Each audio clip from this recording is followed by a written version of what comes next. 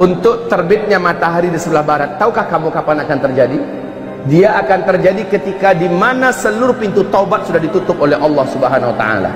Orang yang mau taubat sudah terlambat. Orang yang menyatakan ingin syahadat memasuk Islam sudah telat. Allah Subhanahu wa taala sudah tidak lagi mendengarkan taubat mereka. Malam kali itu sangat lama, terasa sangat panjang. Kemana perginya matahari?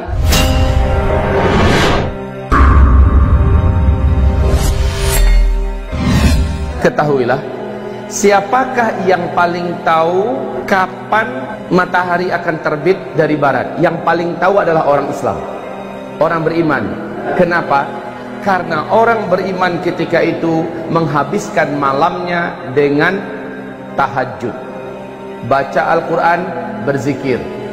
Dia tidur kelelahan, sepuas-puasnya dia tahajud, kemudian dia bangun kembali, dia tahajud kembali, dia berdoa sebanyak-banyaknya berdoa. Padahal tadi tahajudnya orang-orang beriman ya, tahajudnya orang beriman panjang, lama dia berdiri.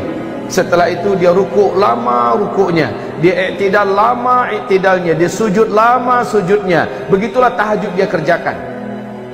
Kemudian setelah assalamualaikum selesai, dia pun berdoa sepuas-puasnya berdoa, berzikir sepanjang-panjangnya zikir, lalu baca Quran sepenat-penatnya, lalu ketiduran lagi.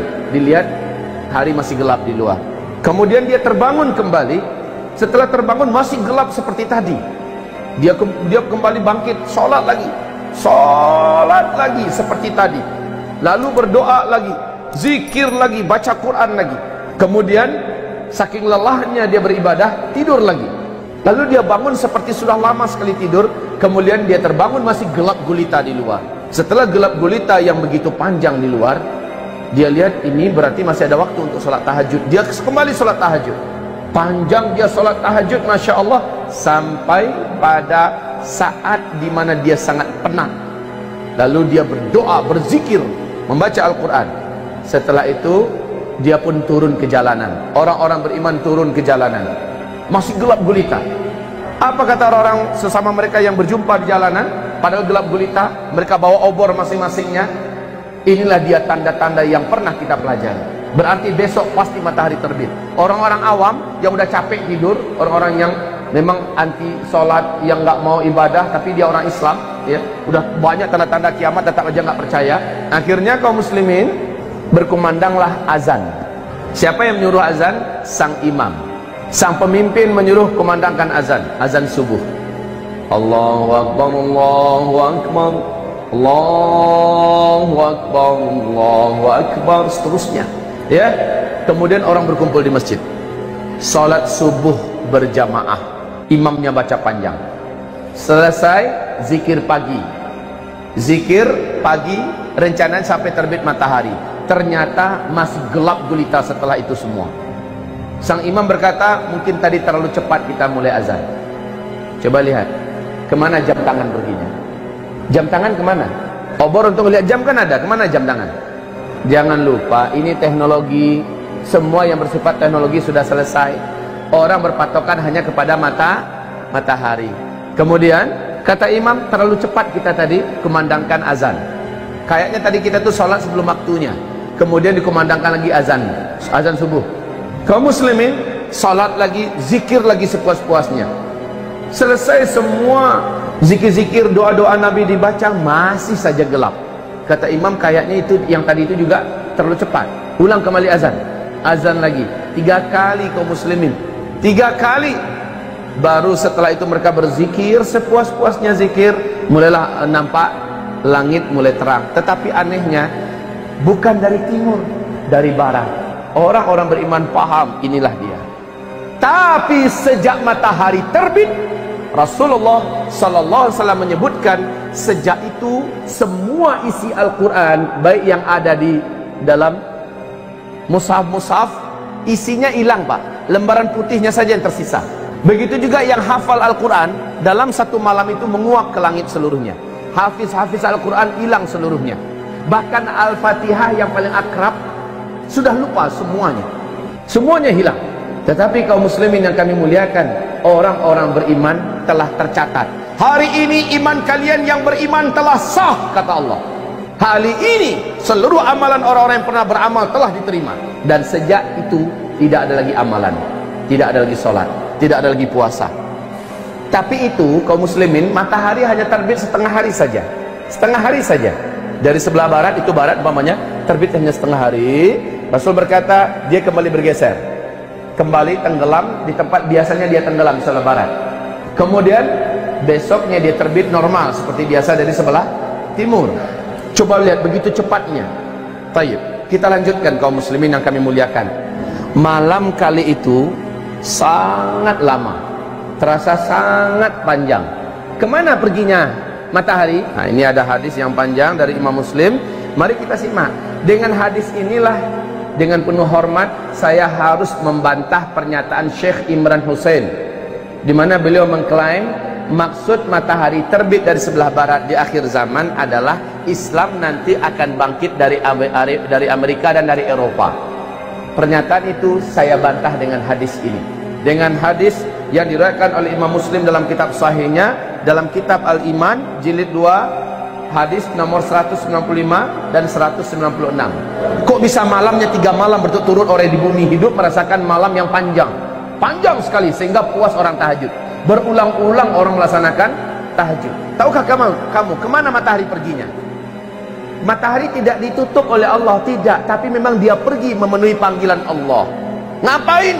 Matahari pergi ke bawah Arash, meninggalkan orbitnya, dan dia terus melesat, melesat sejauh-jauhnya, sejauh-jauhnya sampai berada di bawah Arash.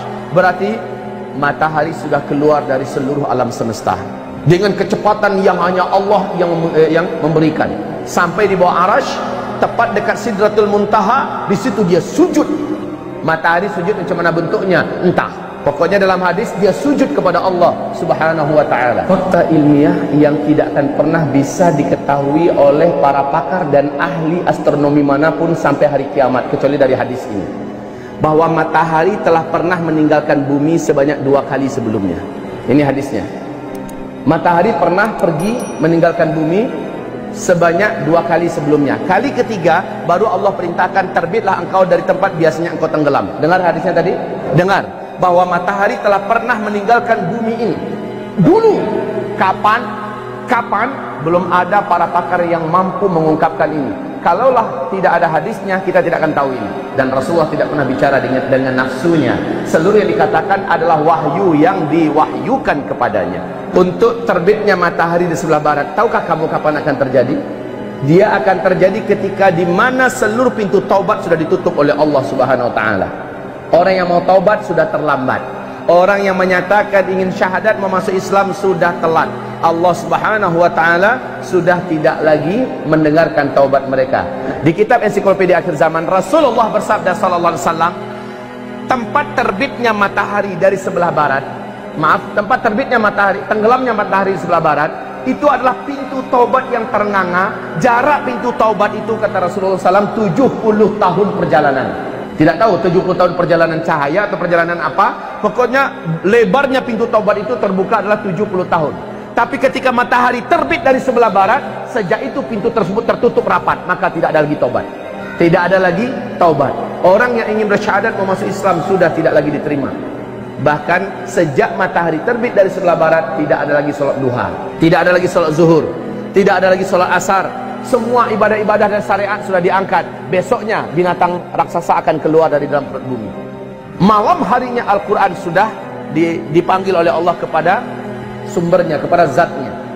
Bahkan catatan, subhanallah, Bapak akan baca nanti hadis, kita dengarkan bersama-sama ya. Rasul mengatakan saat itu Al-Quran hanya tinggal lembaran-lembaran putih. Di waktu duha, setelah matahari terbit, orang-orang ingin melihat Al-Quran.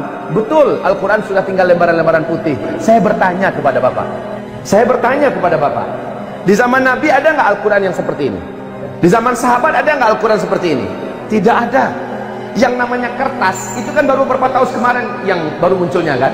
Nabi mengatakan saat itu Al-Quran sudah tinggal kertas-kertas putih kosong.